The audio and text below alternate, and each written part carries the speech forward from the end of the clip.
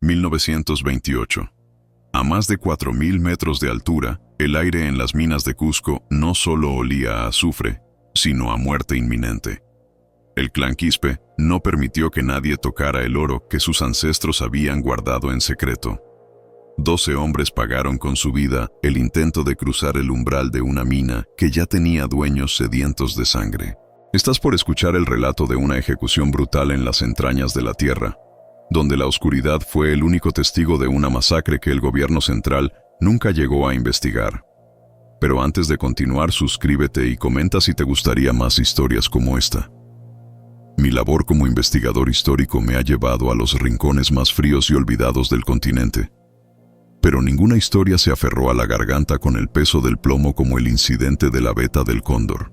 Yo, el narrador que desenterró los archivos polvorientos y encontró a los pocos testigos que se atrevieron a hablar medio siglo después, puedo asegurarles que la tragedia de 1928 no fue un simple robo de mineros.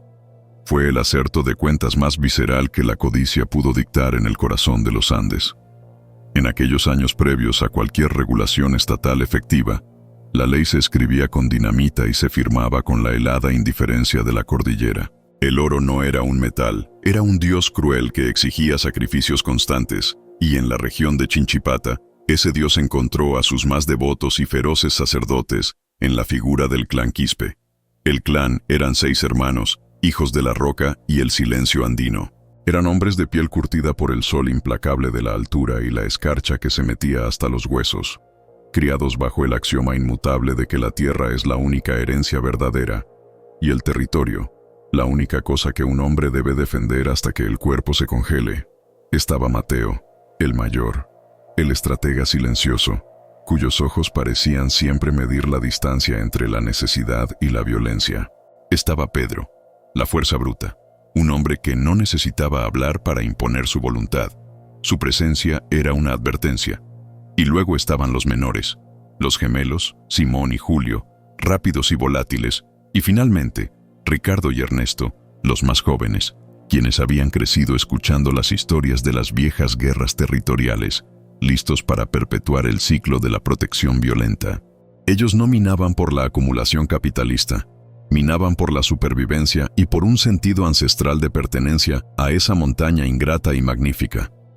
La fortuna, o quizás la maldición, llegó en una tarde de cielo plomizo, cuando el pico de Ricardo golpeó algo que no era la piedra común, no era cuarzo, no era pirita, era la veta madre, un filón de oro de pureza inaudita, casi virgen, que brillaba en la oscuridad del túnel como una herida abierta en la tierra. La luz que emanó de esa veta, me contaron, era tan intensa que por un instante creyeron estar viendo el rostro de la Pachamama. El descubrimiento fue un secreto guardado con el celo de un tesoro robado, y por un tiempo, solo el eco de sus picos y el jadeo de sus pulmones al trabajar a esa altura rompieron el pacto de silencio. En pocas semanas, la riqueza que extrajeron superó lo que la familia había acumulado en generaciones.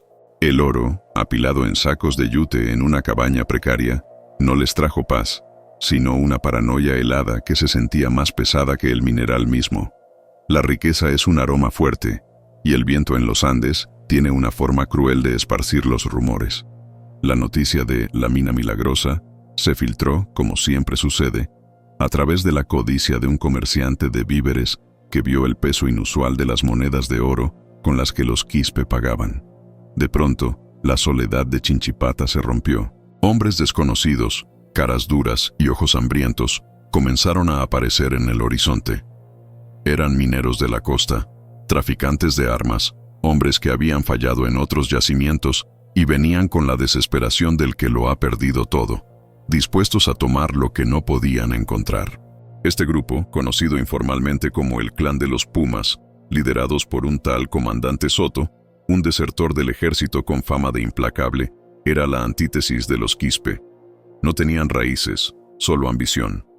Venían por el oro, y venían con la certeza de que la fuerza bruta era el único idioma que se hablaba en esa altura. Mateo Quispe lo supo desde el primer momento en que vio las huellas de 12 pares de botas nuevas cerca de la entrada de su propiedad. No eran simples exploradores, eran invasores. La amenaza no se negociaba, se eliminaba. Una tarde, mientras el viento aullaba como un espíritu en pena, los 6 hermanos se reunieron alrededor de una mesa coja, iluminada por una vela titubeante. La tensión era un cuchillo frío. «Vienen por lo nuestro», sentenció Mateo, su voz un susurro que no admitía réplica. «Quieren la beta, quieren nuestra sangre». Pedro golpeó la mesa. El ruido sordo resonó en la cabaña. «Entonces que la encuentren». «Pero no la tendrán. La tierra es de nuestro padre y de su padre. No la vendemos, no la compartimos. La decisión se tomó sin debate. El oro era el territorio, y el territorio era la vida. Los Quispe no huirían. Tampoco se enfrentarían en campo abierto, donde la superioridad numérica de los Pumas podría imponerse. Mateo, el estratega, diseñó un plan que aprovechaba la única ventaja que tenían: su conocimiento íntimo de la mina y la geografía del terror. El túnel principal de la Veta del Cóndor era estrecho y sinuoso. La entrada era un cuello de botella natural, perfecto para una emboscada. Era un plan de ejecución, no de defensa. Un plan para asegurarse de que nadie más se atreviera a mirar con deseo lo que el clan Quispe había reclamado. Durante los 3 días siguientes, la atmósfera en la cabaña fue de una concentración gélida. Los hermanos trabajaron en silencio, preparando la trampa. No hubo remordimiento, solo la fría determinación del que sabe que el destino ya está escrito. La violencia implícita en sus preparativos era palpable. Revisaban las mechas de la dinamita, cargaban los rifles de repetición que habían heredado de tiempos de guerra civil, y afilaban los pocos machetes que tenían. Se movían como sombras, cada acción medida, cada mirada un juramento de sangre. La montaña, ese juez impasible, observaba cómo la codicia transformaba la necesidad en barbarie. El miedo de perderlo todo se había coagulado en una furia fría y controlada. Ellos no iban a esperar a ser atacados. Ellos iban a ser la oscuridad que devora la luz. La noche silenciosa, como la llamaron los pocos que supieron del plan, estaba por caer. Se preparaban para el incidente.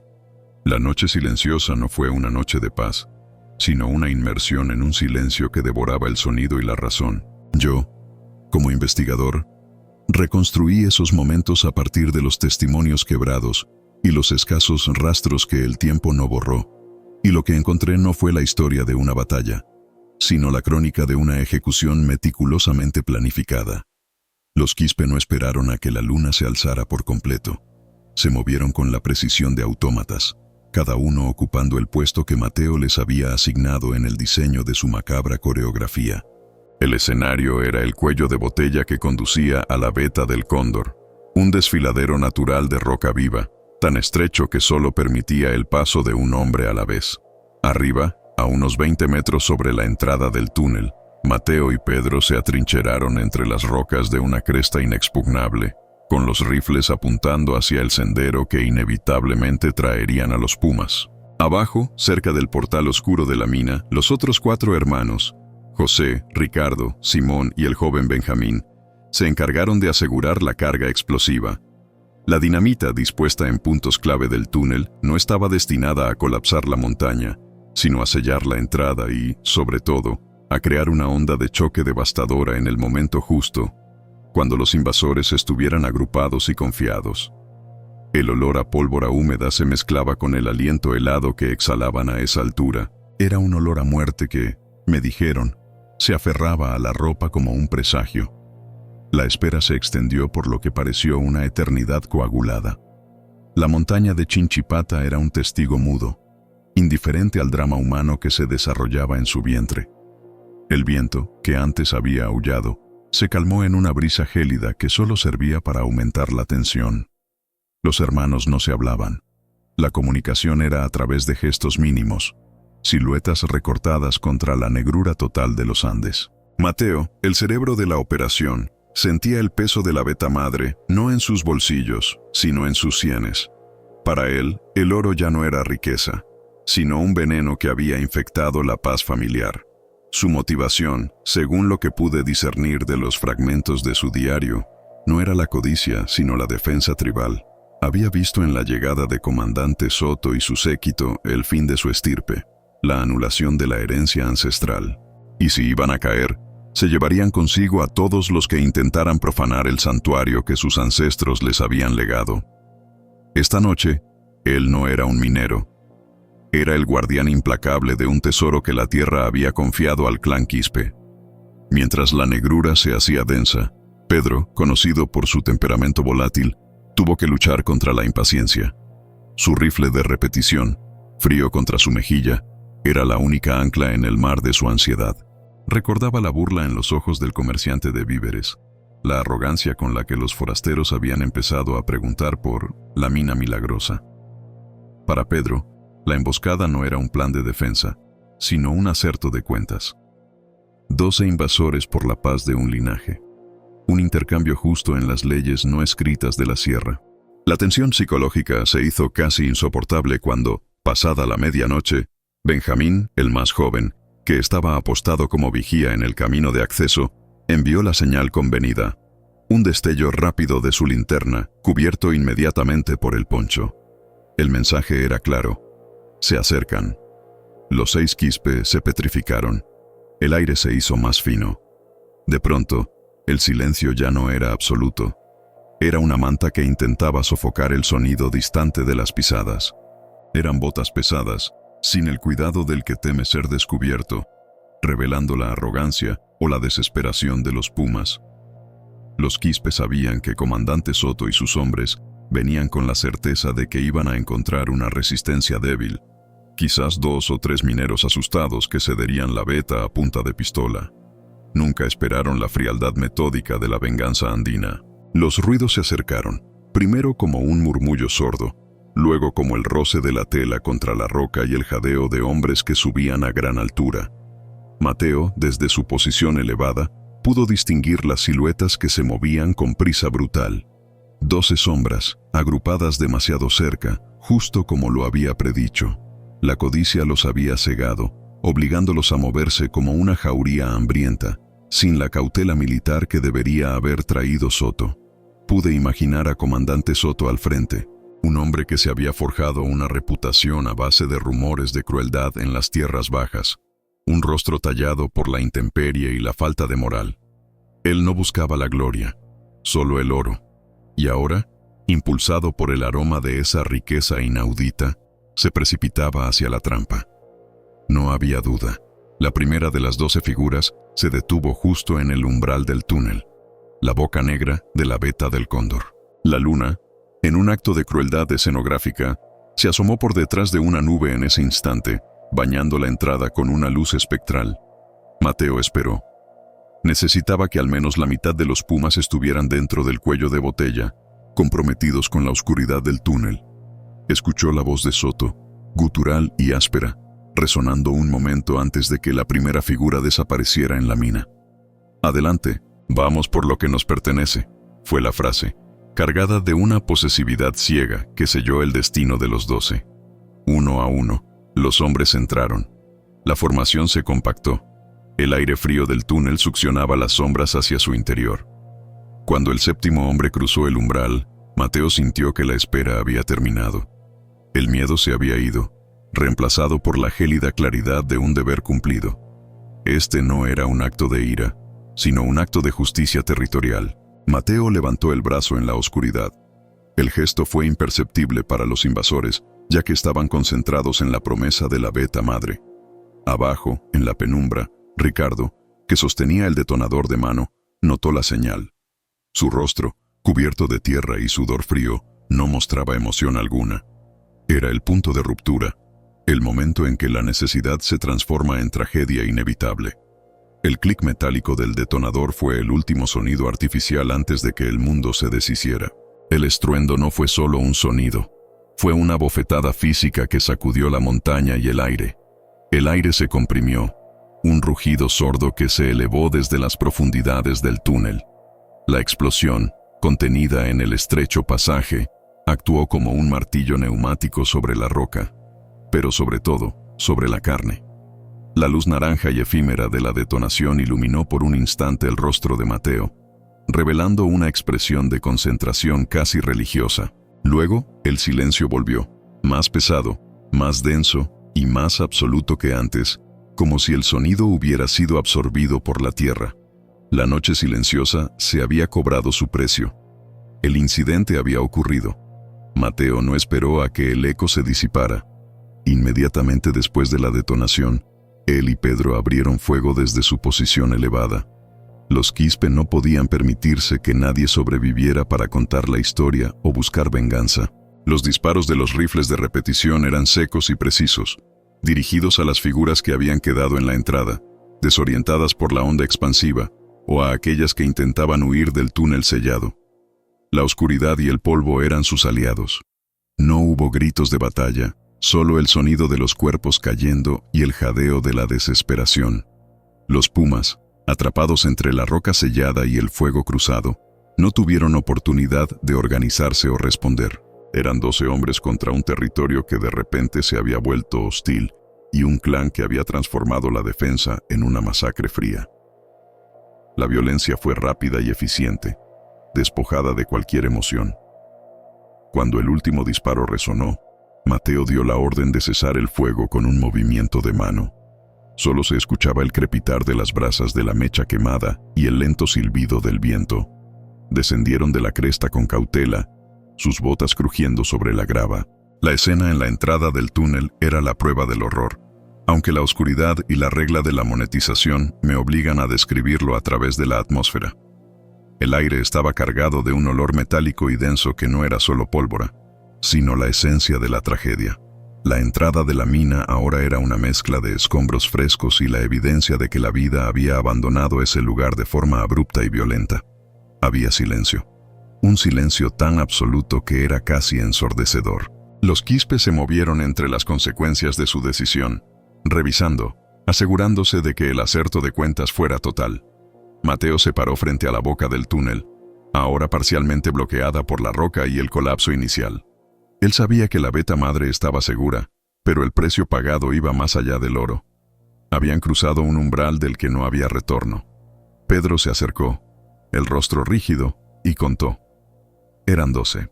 12 hombres que vinieron buscando oro y encontraron su destino en la oscuridad andina. La tarea que siguió fue tan brutal como el incidente mismo, borrar todo rastro.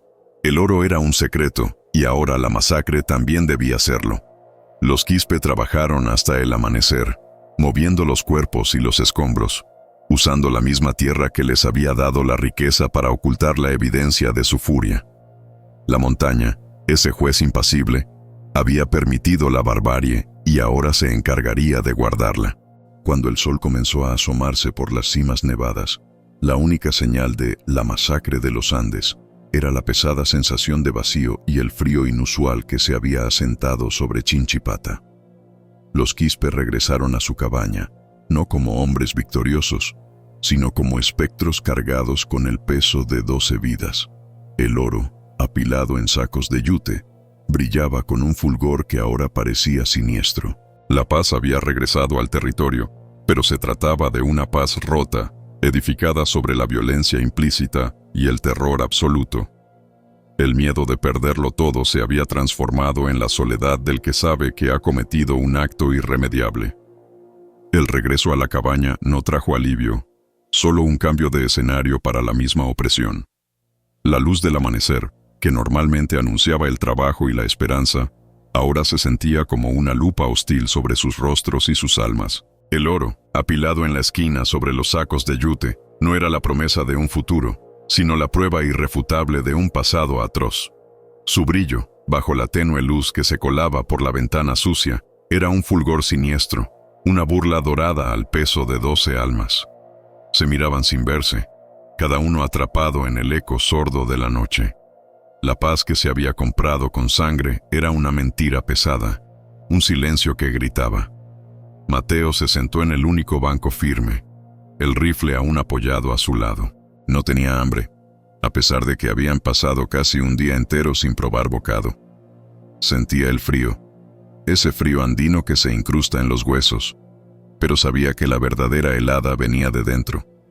Habían salvado la beta madre, habían protegido el territorio familiar, pero el costo había sido la propia humanidad. El incidente no había terminado con el último disparo. Solo había comenzado su lenta y corrosiva digestión. La tierra de Chinchipata, que era su madre y su sustento, ahora era también su tumba compartida, el contenedor de un secreto tan vasto como las montañas que los rodeaban. Escuchaba el viento, pero cada ráfaga le sonaba a un susurro de advertencia, a un paso furtivo en la grava. Pedro, el más pragmático de los hermanos, intentaba imponer una rutina, una falsa normalidad. Encendió el fogón y puso a calentar agua. Sus movimientos eran rígidos, mecánicos. La disciplina era su único refugio contra el caos que se había desatado, pero incluso él falló al intentar mirar directamente a Mateo. Los otros 4 hermanos se habían dispersado por la cabaña, limpiando las armas con una meticulosidad innecesaria, evitando el contacto visual como si la mirada del otro pudiera transferir la mancha de la noche. Habían actuado como una unidad letal en la oscuridad, pero la luz del día los había fracturado en 6 islas de culpa y temor. La riqueza que los había unido en la ambición ahora los separaba en el miedo. «Tenemos que mover esto», dijo Pedro finalmente, su voz áspera, rompiendo el silencio espeso. Señaló el oro con un movimiento de cabeza. «No podemos dejarlo aquí. Si alguien viene, si alguien pregunta por los pumas». Mateo levantó la vista, sus ojos inyectados en sangre por la falta de sueño. «Nadie vendrá, Pedro. Nadie sabía exactamente dónde estaban. Y si vienen, no encontrarán nada. La montaña esconde bien. La montaña esconde bien, sí. Pero la codicia es ruidosa», replicó Pedro, sin suavizar el tono. «Necesitamos sacarlo de Chinchipata, llevarlo a Cusco, fundirlo, convertirlo en algo que no grite muerte cada vez que lo miras». La idea de mover el oro, de tener que interactuar con el mundo exterior, era una tortura para Mateo. La cabaña, pese a su horror reciente, era un búnker. Salir significaba exponerse a la posibilidad de que alguien notara el cambio en sus ojos, el hedor a pólvora y desesperación que sentía pegado a la piel. Pero Pedro tenía razón. El oro era un imán para la fatalidad. «Lo haremos en 3 días», decidió Mateo, su voz un susurro ronco que aún cargaba el peso de la autoridad. «Necesitamos descansar. Y necesitamos que el recuerdo se asiente, que el aire se limpie. Nadie debe vernos salir con esta carga». El descanso no llegó. Esa noche, Mateo se acostó, pero no durmió. Sus oídos estaban afinados a la frecuencia del terror. El más mínimo crujido de la madera, el aullido distante de un perro en la aldea de abajo, todo era interpretado como el sonido de botas acercándose, de la justicia, o peor aún, de la venganza. La justicia estatal era lenta y distante en esos Andes sin ley, pero la venganza de un clan rival, de las familias de los 12 hombres, esa era una sombra palpable y fría. Los Quispe habían ganado la batalla, pero habían declarado una guerra eterna contra el resto del mundo. Se levantó antes del alba, la cabeza pesada, el cuerpo tenso. Encontró a Pedro junto al fogón, bebiendo café sin azúcar, mirando fijamente la llama. La tensión entre ellos era una cuerda a punto de romperse. «He estado pensando», dijo Pedro sin preámbulos. «El túnel. Lo sellamos, pero no lo hicimos colapsar del todo.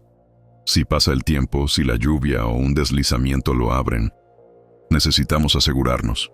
Un trabajo más, para que el secreto sea eterno». Mateo asintió. Era la única manera de silenciar el miedo.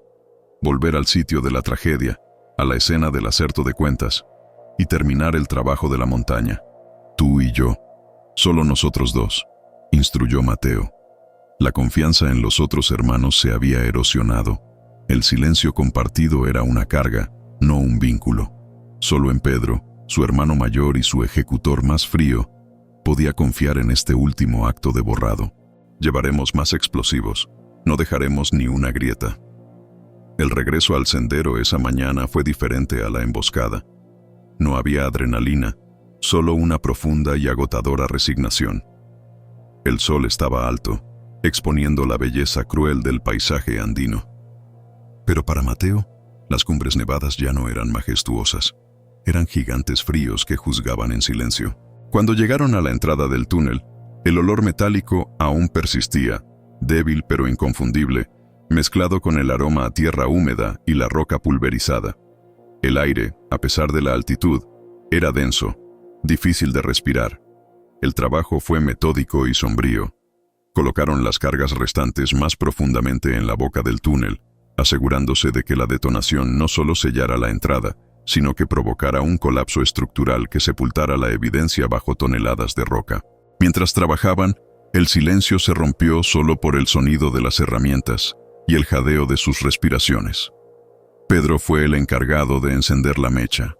El chisporroteo fue un sonido familiar, pero esta vez no había la promesa de riqueza, solo la confirmación de la fatalidad. Se retiraron a una distancia segura. El segundo estallido fue menos violento que el primero, pero más definitivo. Fue un sonido sordo, profundo, como si la montaña misma hubiera tosido. Cuando el polvo se disipó, la entrada del túnel había desaparecido. Ahora no era una boca bloqueada, era una pared de roca indistinguible del resto del flanco de la montaña. La veta madre estaba sellada, protegida por un muro de granito y el peso de la conciencia de dos hombres. Mateo miró el sitio, sintiendo una punzada de vacío que no era alivio, sino la comprensión de la magnitud de lo que habían hecho. Habían enterrado el oro, la evidencia y, en cierto modo, a sí mismos. Ahora sí, musitó Pedro, limpiándose el sudor de la frente con el dorso de la mano. Ahora, el destino de esos 12 hombres es el secreto de la montaña. Pero Mateo sabía que el secreto no estaba en la montaña. Estaba justo detrás de sus ojos, en la forma en que el silencio ya no era paz, sino el espacio donde resonaban los gritos que nunca escuchó. El verdadero colapso no había ocurrido en el túnel, sino dentro de la estructura familiar. El oro estaba seguro, pero la familia Quispe estaba condenada a vivir bajo la sombra perpetua de su propia violencia. Regresaron a la cabaña con la certeza de que, aunque el mundo exterior no supiera de la masacre de los Andes, ellos nunca podrían olvidarla. La riqueza había llegado, pero con ella, una soledad tan vasta como el altiplano. La riqueza había llegado, pero con ella, una soledad tan vasta como el altiplano. El regreso a la cabaña después de haber sellado la veta madre fue un descenso al infierno doméstico. La quietud de la casa no era el descanso del guerrero, sino el eco resonante de 12 ausencias violentas. El aire adentro estaba enrarecido, pesado con el olor a hollín viejo y la culpa fresca. Los otros hermanos, Jorge, Ricardo y los mellizos, nos esperaban, sus rostros tensos y pálidos, observando a Pedro y a mí como si hubiéramos traído la plaga. No preguntaron sobre el segundo estallido. La ausencia de la pregunta era la respuesta. Todos sabíamos que el secreto estaba ahora enterrado bajo la montaña y que esa montaña, a su vez, se cernía sobre nosotros. La dinámica familiar se había roto irreparablemente. Antes, la cabaña era un refugio, un sitio de planificación y sueños compartidos. Ahora era una celda donde 6 hombres se vigilaban mutuamente, esperando el primer signo de debilidad. La desconfianza no venía de afuera, nacía de la comprensión íntima de la capacidad de cada uno para la frialdad extrema. Si Pedro había sido capaz de ordenar y yo de ejecutar el plan contra desconocidos por oro, ¿qué nos impediría traicionarnos entre nosotros cuando el miedo o la presión se hicieran insoportables? El problema inmediato no era la venganza, sino el oro que ya teníamos, el fruto de la masacre de los Andes. Lo habíamos extraído en los meses previos al incidente. Pepitas gruesas y polvo fino, brillante y obsceno, guardado en sacos de arpillera bajo el piso de tierra de la habitación de Pedro. Era suficiente para cambiar nuestras vidas, para comprar el olvido en una ciudad distante, para asegurar el futuro de nuestras familias. Pero tocarlo, contarlo, incluso mirarlo, era como tocar un cadáver. Pedro, el pragmático de la familia, tomó las riendas del terror con una calma que me helaba la sangre. Había asumido el rol de carcelero y guardián del secreto. Nadie sale, dictaminó esa noche, mientras la lámpara de aceite proyectaba sombras danzantes sobre su rostro pétreo. Nadie habla con nadie. Si alguien pregunta por el ruido de los días pasados, fue una tormenta, un deslizamiento. La mina está cerrada por el invierno. Y si alguno de ustedes se atreve a mencionar una palabra de lo que sucedió, yo mismo me encargaré de que su silencio sea eterno. Su mirada se detuvo en Jorge, el más joven, el que había vomitado después del acerto de cuentas. Jorge evitó el contacto visual. sus manos temblando ligeramente mientras sostenía la taza de mate. «Y el oro», continuó Pedro, su voz baja y uniforme, más peligrosa que un grito. «Yo lo custodiaré. Nadie lo toca hasta que decidamos qué hacer. La riqueza es nuestra, sí, pero ahora es una carga que debe manejarse con cuidado quirúrgico». La riqueza se había convertido en un veneno que nos obligaba a la inmovilidad. Estábamos atrapados en el altiplano, custodiando un tesoro que no podíamos usar, encerrados por el miedo a que un solo error narrativo, una sola compra extravagante o una mirada equivocada en la ciudad nos delatara. Los días se fundieron en una rutina de vigilancia y silencio. El tiempo no pasaba. Se arrastraba, pesado y viscoso. La comida se consumía en una atmósfera de luto no declarado. Los chistes habían desaparecido. Las discusiones sobre el fútbol o el clima se habían extinguido. Solo quedaban las órdenes de Pedro y el sonido de la leña crepitando, un sonido que ahora se sentía excesivamente fuerte en la noche silenciosa. Yo intentaba ocupar mi mente con tareas físicas, revisar las trampas, cortar más leña de la necesaria, pero mi mente, mi verdadero enemigo, estaba siempre en el mismo lugar, la boca sellada del túnel. Empecé a sufrir de un trastorno peculiar de la percepción. El silencio de la montaña, que antes era absoluto, se llenó de ruidos que solo yo escuchaba. Eran susurros arrastrados por el viento, el sonido de botas en la distancia que nunca se materializaban, el eco amortiguado de la dinamita, o peor, los gritos inaudibles de los hombres que habíamos enviado a su destino. Una tarde, mientras revisaba la cerca, vi a Ricardo, uno de los mellizos, solo junto a la entrada de la cabaña, mirando hacia abajo, hacia el sendero que conectaba con el pueblo. No estaba vigilando, estaba soñando con el escape. Su rostro reflejaba una desesperación tan cruda que me hizo sentir un frío más profundo que el aire andino. Me acerqué sintiendo la necesidad de romper el muro de incomunicación, de encontrar una grieta de humanidad en ese infierno de piedra. «¿Qué ves, Ricardo?», pregunté, manteniendo la voz baja. Ricardo se sobresaltó, como si lo hubiera despertado de una pesadilla. Me miró con ojos inyectados en sangre, no por la rabia, sino por la falta de sueño y la ansiedad. «Veo la vida que perdimos, Mateo», respondió, su voz apenas un hilo. «Veo a mi esposa, a mis hijos. Ellos no saben nada de esto. Si no regresamos pronto, si no les damos algo, regresaremos». Lo interrumpí, poniendo una mano tranquilizadora en su hombro, aunque la tranquilidad era la mayor de las mentiras. «Pero no podemos equivocarnos. El tiempo está de nuestro lado si somos pacientes». Ricardo se encogió, apartándose de mi toque. «El tiempo está de nuestro lado, dices, pero el silencio nos está matando, hermano. Nos está devorando desde adentro.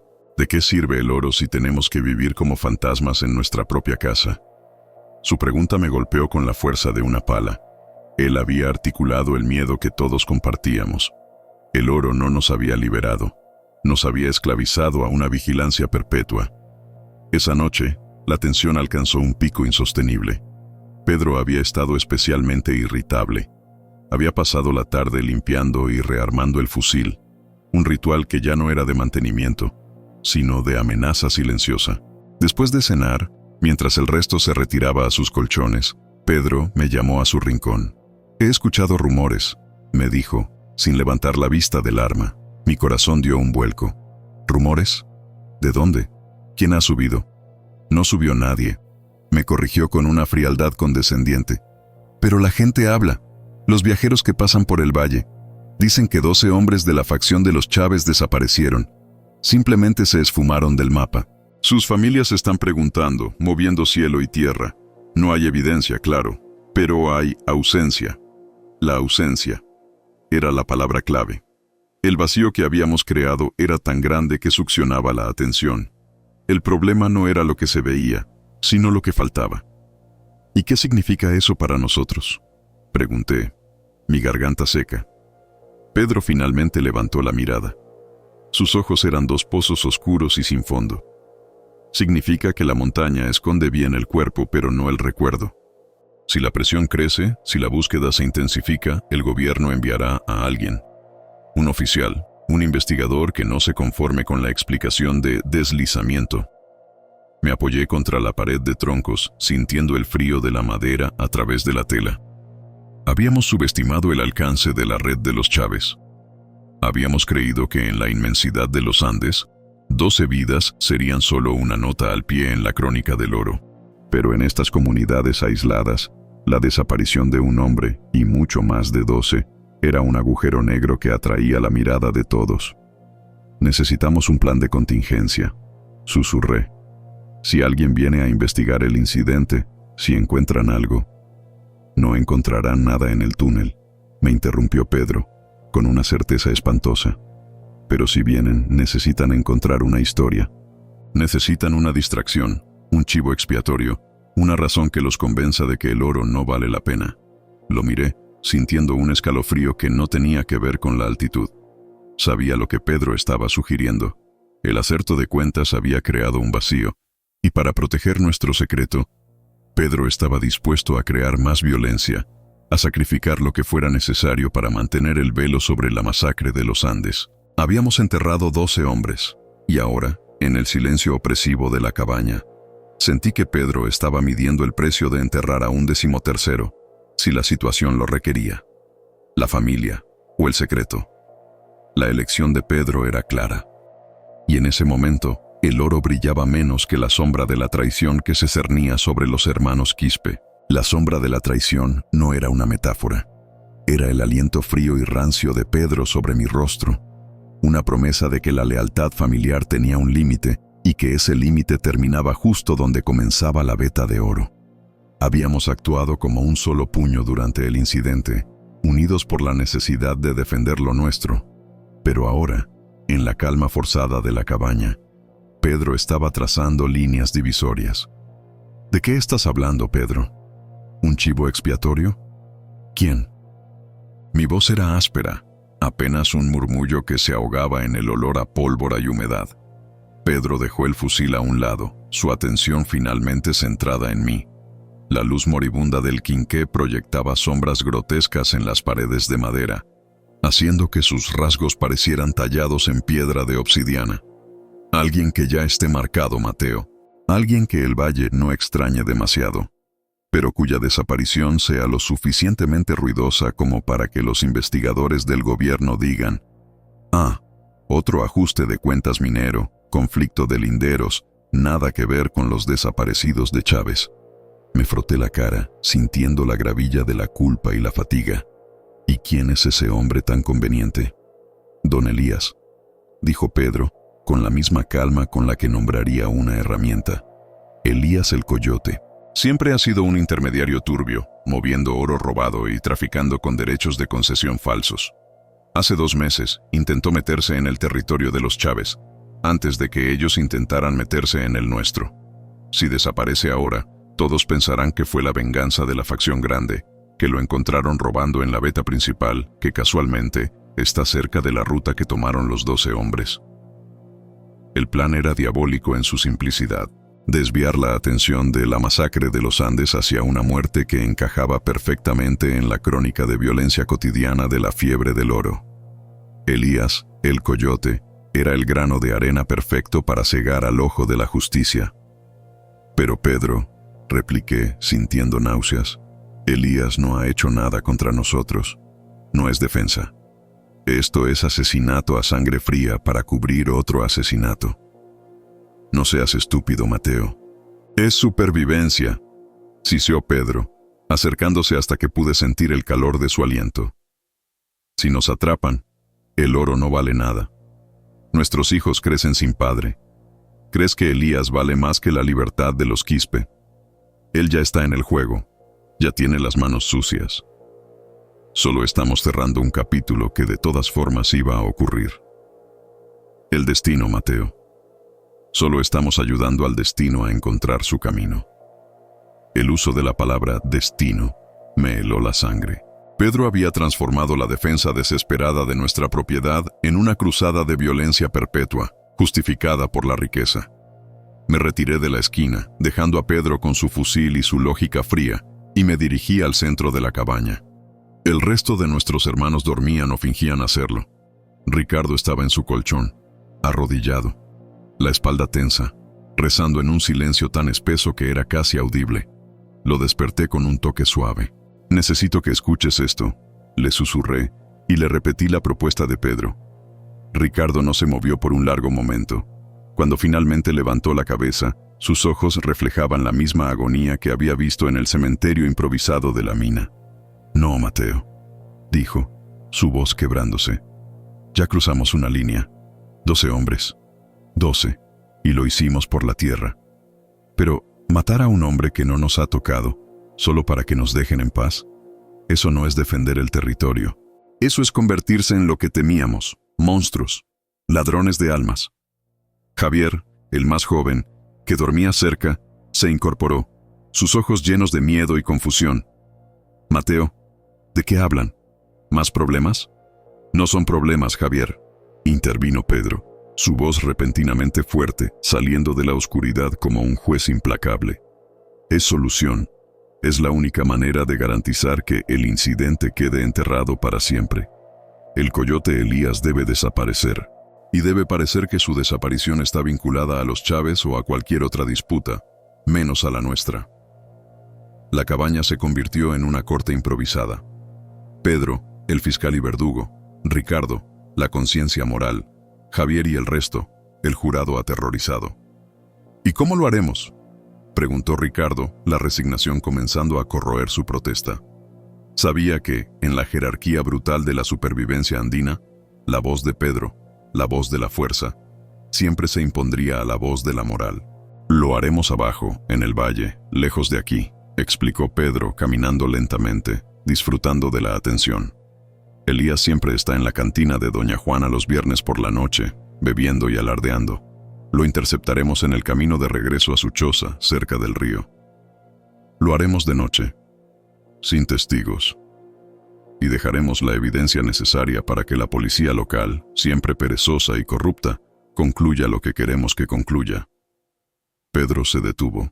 Había un brillo peligroso en sus ojos, una satisfacción malsana.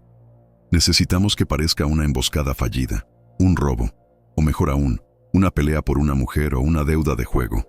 Algo tan mundano que aburra al investigador más diligente». Ricardo negó con la cabeza, susurrando oraciones incoherentes.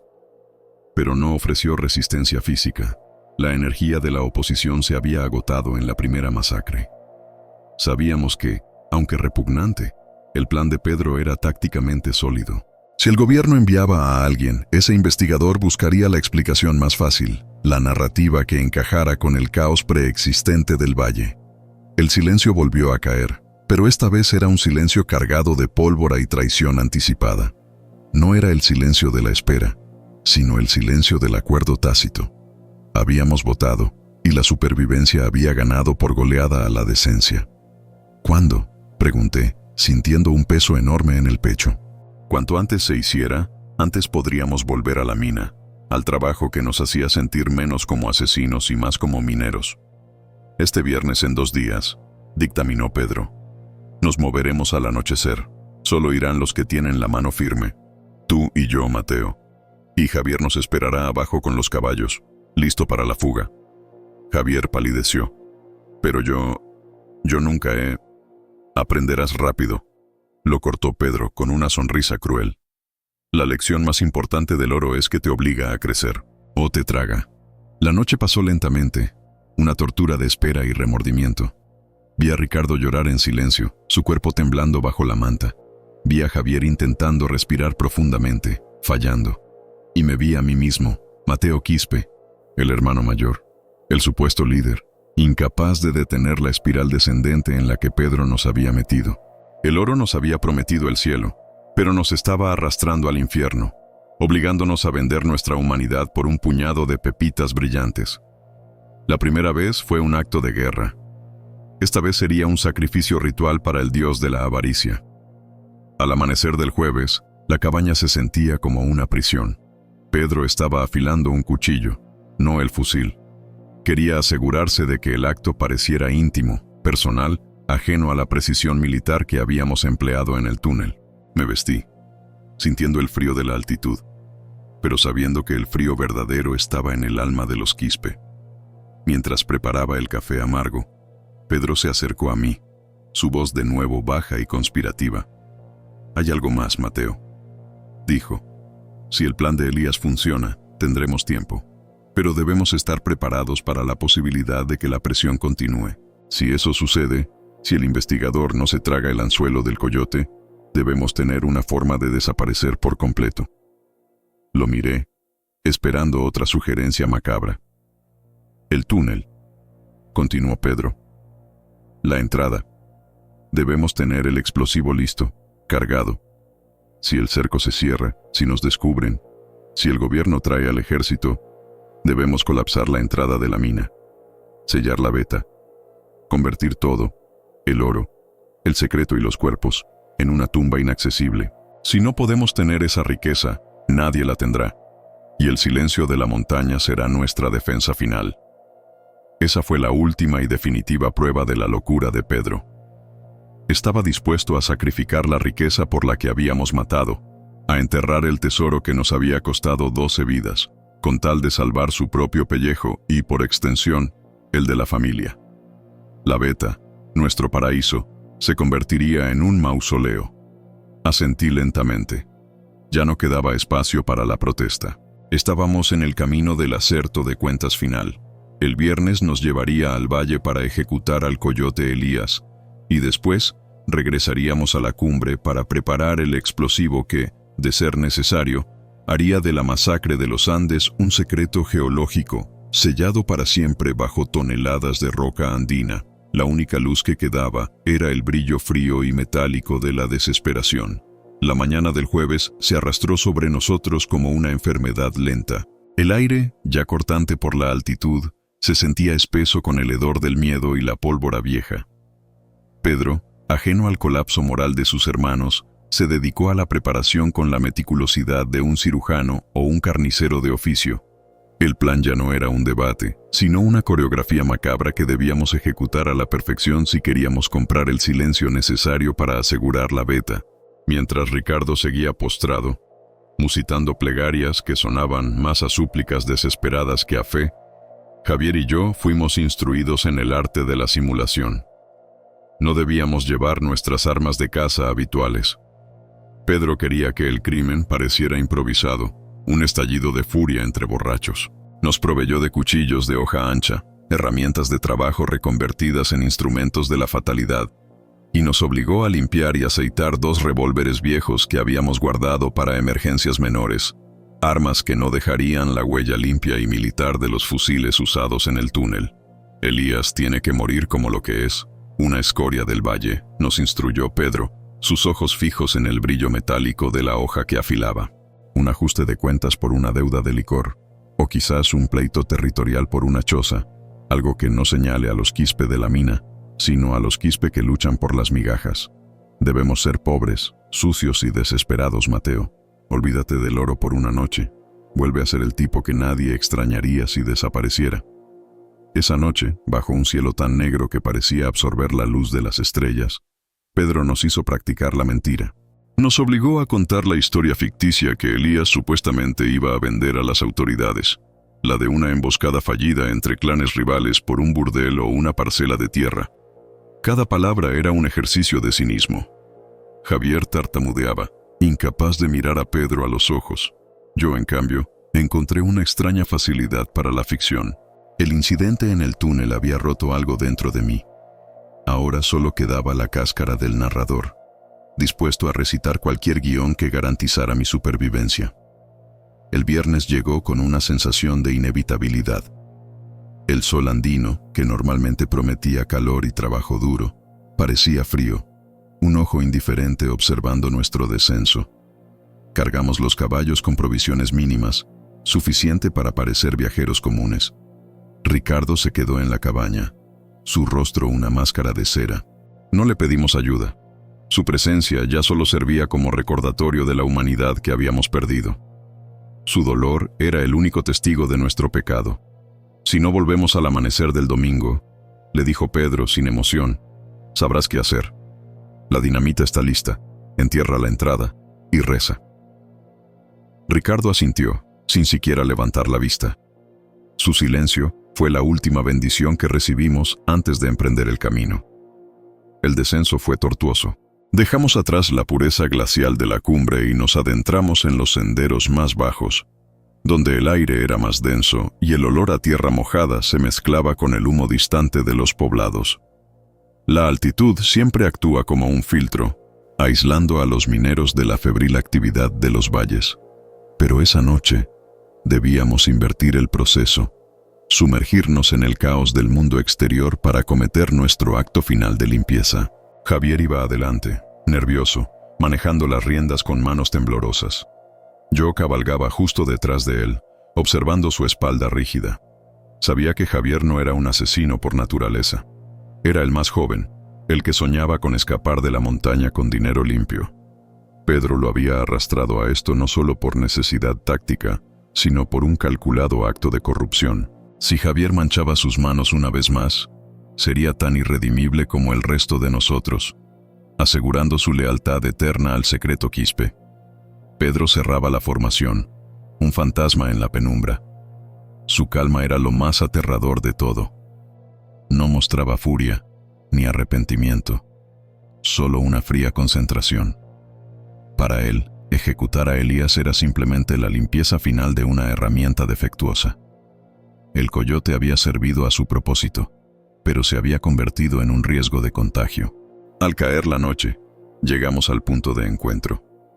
Un viejo tambo, abandonado a medio camino entre la mina y el primer puesto de control estatal. El lugar era perfecto, una estructura de adobe desmoronándose que había servido a viajeros y contrabandistas durante décadas. Olía a moho, a ceniza fría y a promesas rotas. Nos apeamos de los caballos. Javier se ocupó de amarrarlos lejos, en un bosquecillo de eucaliptos, su ruido amortiguado por el viento que comenzaba a soplar desde el valle. Dentro del tambo, el aire era sofocante, incluso con las grietas en las paredes, dejando entrar la brisa helada. Pedro encendió un pequeño mechero de aceite, y la luz naranja bailó sobre nuestras caras, revelando la tensión grabada en cada línea de expresión. Elías sabe dónde encontrarme, susurró Pedro, revisando la carga del revólver. Le dije que lo vería aquí para discutir los detalles de su coartada, para asegurarle que el dinero estaba en camino. Vendrá solo, confiado en que todavía lo necesitamos. ¿Y si trae a alguien?, pregunté sintiendo un nudo en el estómago. Pedro me dirigió una mirada de desdén. Elías es un cobarde y un oportunista. Nunca arriesgaría su pellejo por un socio.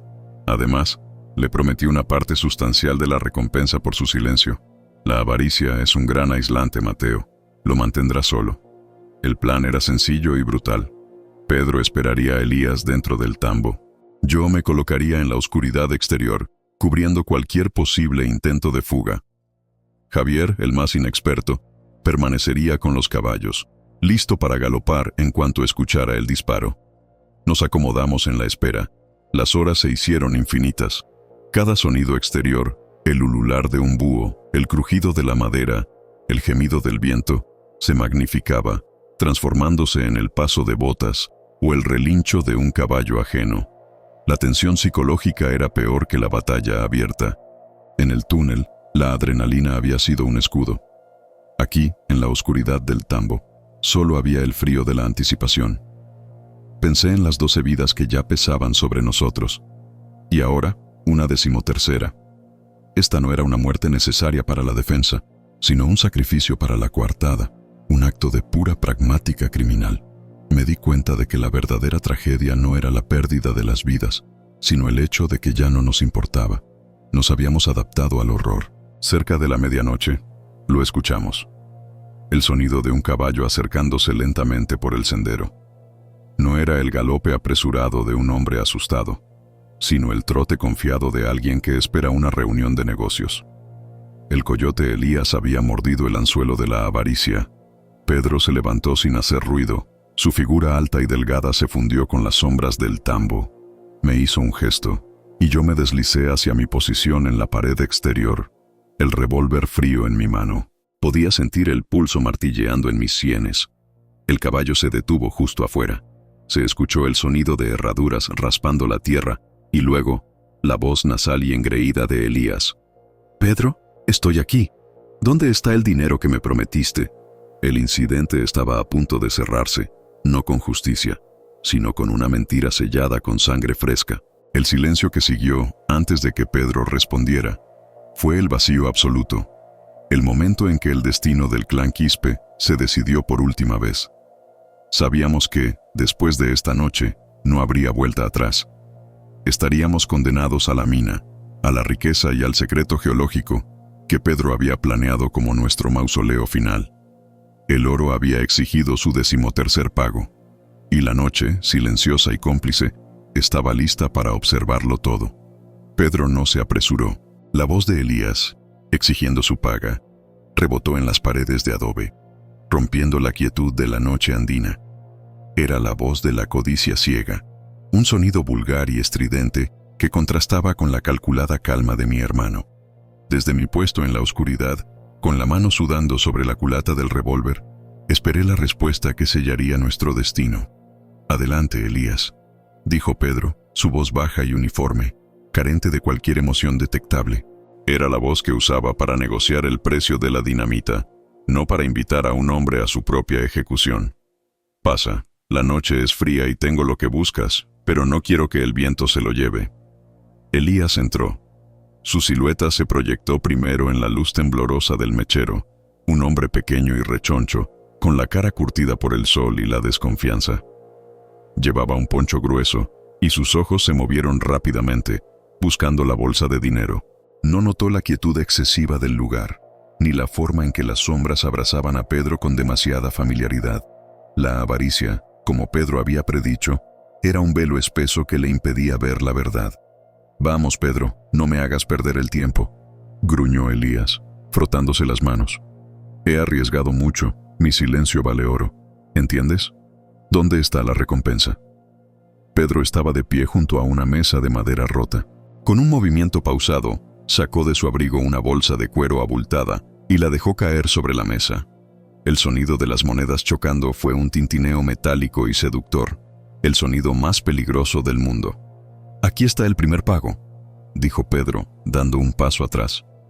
«Suficiente para que te olvides de la mina, del túnel y de los 12 hombres que nunca existieron».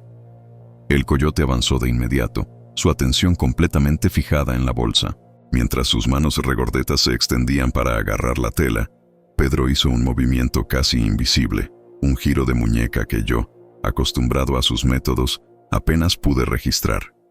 No hubo advertencia, ni grito, ni súplica, solo un destello fugaz de metal.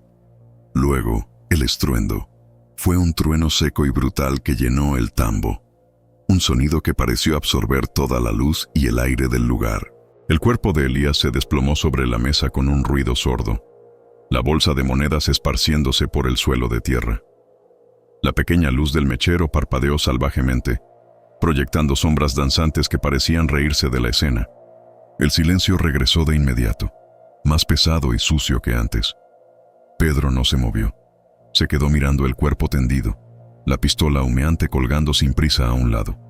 Yo salí de mi escondite y entré al tambo. El olor a pólvora quemada se mezclaba con el moho y el frío andino. Elías yacía inmóvil, su codicia finalmente satisfecha por el vacío. «Se acabó», susurré, sintiendo el aliento pesado en mis pulmones. 13 almas para el oro. «No se acaba, Mateo», corrigió Pedro, su voz tan fría como el acero. «Solo se sella. Esto es el cierre de la auditoría. No puede haber cabos sueltos, no cuando la montaña nos ha entregado su corazón». Llamamos a Javier. El muchacho entró con el rostro pálido, sus ojos fijos en la figura caída de Elías. Era la primera vez que Javier veía el resultado frío y metódico de un asesinato planificado, sin la excusa de la defensa frenética del túnel. «Tenemos que ser rápidos», ordenó Pedro, volviendo a enfundar el revólver. Elías vino a caballo. Hay que desaparecerlo a él y a la bestia.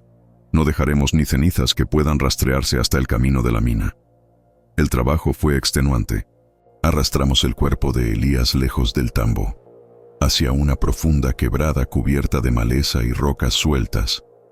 Era un lugar donde la naturaleza se encargaría de la desaparición, un abismo tragándose lo que la ambición había creado.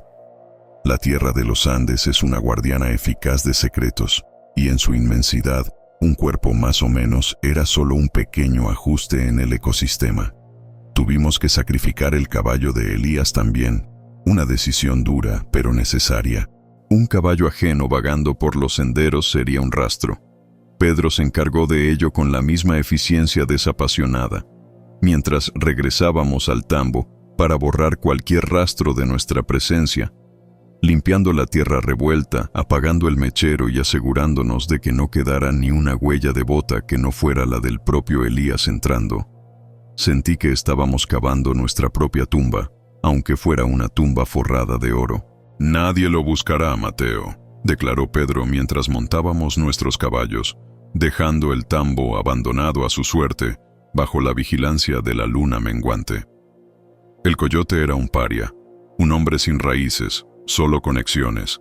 Dirán que se fue con el dinero, que huyó a la costa o que lo mataron por una deuda de juego.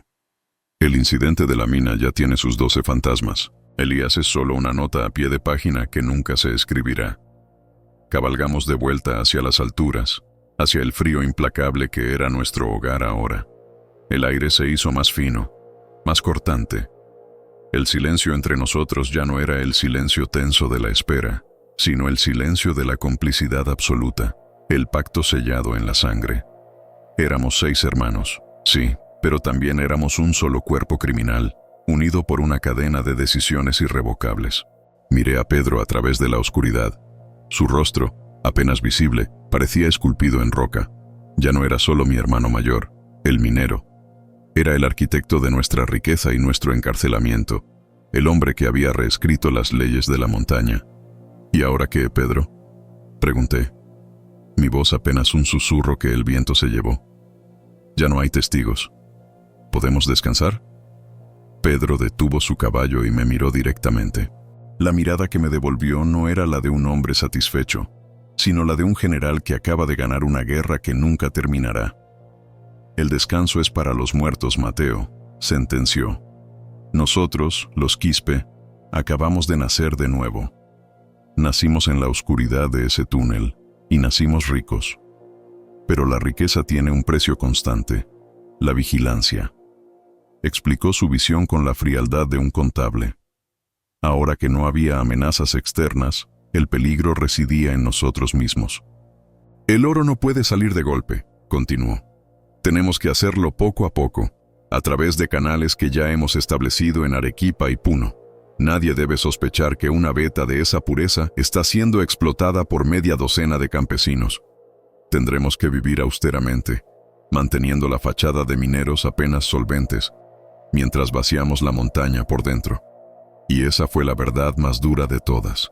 Habíamos matado por la libertad de esa veta, pero esa misma veta se había convertido en nuestra jaula dorada.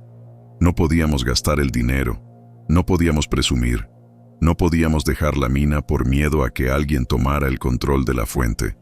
Estábamos condenados a vivir en la sombra de nuestra propia fortuna. La mina es nuestro hogar, Mateo, concluyó Pedro, girando su caballo para reanudar la marcha hacia las luces distantes de nuestro campamento. Es nuestra cárcel, nuestro banco y nuestro mausoleo. El secreto geológico es la única cosa que realmente importa. Manténlo a salvo. Los 12 hombres y Elías son solo el costo de la entrada. Al amanecer, regresamos a la mina. Los demás hermanos nos esperaban, sus rostros tensos por la espera. Cuando Pedro asintió, un silencio de entendimiento recorrió el grupo. No se hicieron preguntas sobre Elías. No había necesidad. Todos sabían que la amenaza había sido neutralizada. Ese día, la mina Santa Lucía pareció más silenciosa que nunca. La entrada del túnel, donde la dinamita había cobrado las vidas de los invasores, era ahora solo una boca oscura, la cicatriz de nuestro origen. El aire gélido de la mañana no limpió la culpa, sino que la cristalizó en los huesos. A partir de ese momento, la vida del clan Quispe se transformó en una existencia subterránea, tanto literal como metafórica. Trabajamos el oro en turnos agotadores, extrayendo la riqueza que nos había costado nuestra humanidad. Cada pepita que sacábamos, cada libra de mineral de alta ley, era un recordatorio silencioso de las 13 vidas sacrificadas. Vivíamos con la certeza constante de que la montaña nos observaba. Ella había permitido la masacre de los Andes y ahora nos vigilaba, asegurándose de que pagáramos nuestro tributo diario de miedo y aislamiento. Nos hicimos ricos, inmensamente ricos para los estándares de la región, pero la riqueza era solo un número en un libro que nunca podíamos abrir completamente. Cuando miraba a mis hermanos, veía reflejada mi propia imagen, hombres endurecidos, marcados por una tensión perpetua, incapaces de sonreír sin que la mueca se sintiera forzada. Éramos dueños de un tesoro que no podíamos disfrutar, prisioneros de un secreto que nos definía. Los años pasaron. El Estado finalmente reguló la minería, pero para entonces, el clan Quispe ya era una leyenda local, mineros tradicionales que, milagrosamente, parecían sobrevivir a todas las crisis. Nadie sospechó nunca del tesoro oculto en la Veta Madre. Nadie pensó en los 12 hombres que desaparecieron en la fiebre del oro, ni en el coyote Elías, cuyo rastro se perdió en el viento. Y yo, Mateo Quispe, el narrador de esta tragedia, sigo aquí, sigo en la montaña, sigo trabajando el túnel, sintiendo el frío de la piedra contra mis manos. He vivido con el oro y con el miedo, y sé que, aunque el oro nos dio el poder, el verdadero destino del clan Quispe no es la riqueza, sino el silencio. Un silencio pesado, eterno, que solo será roto cuando, finalmente, la montaña decida reclamar a los 6 hermanos que se atrevieron a pagar el precio de su corazón dorado. La condena no fue la muerte, sino la vida eterna con el secreto, custodiando la riqueza que nos convirtió en fantasmas antes de que la vida nos abandonara. Y esa, pienso, es la justicia más fría y perfecta de todas. El oro nos dio la vida, y la vida nos quitó la paz. El incidente había terminado, pero la penitencia, esa, apenas comenzaba.